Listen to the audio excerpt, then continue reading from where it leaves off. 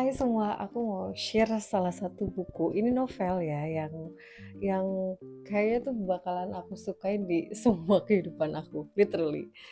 This is Life of Pi, yang nulisnya tuh Yann Martel, dan aku suka banget karena kisahnya tuh jujur gitu. Apa ya?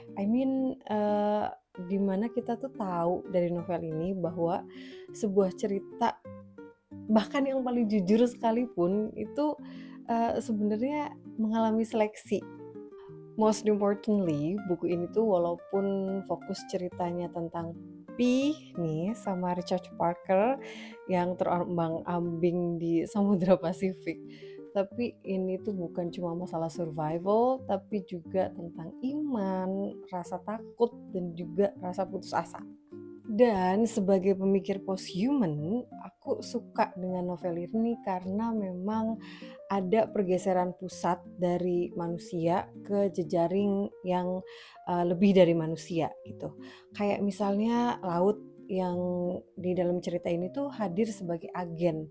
Bahkan nggak cuma laut tapi juga angin, arus, bintang, ikan terbang, bahkan sampai sinar matahari itu tuh ikut menentukan nasib.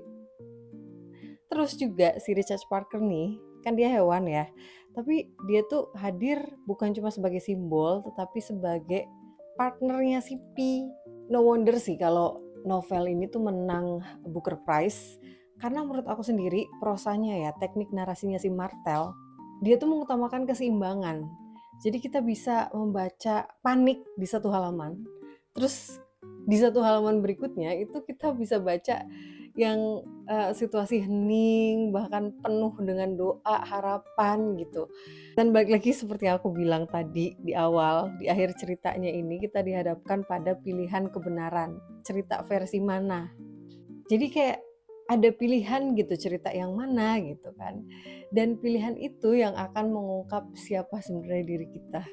Asli, novel ini tuh membuat aku melihat kehidupan sebagai sebuah jaringan atau jejaring yang saling bergantung antara manusia, hewan, dan alam yang terus-terusan berdialog gitu.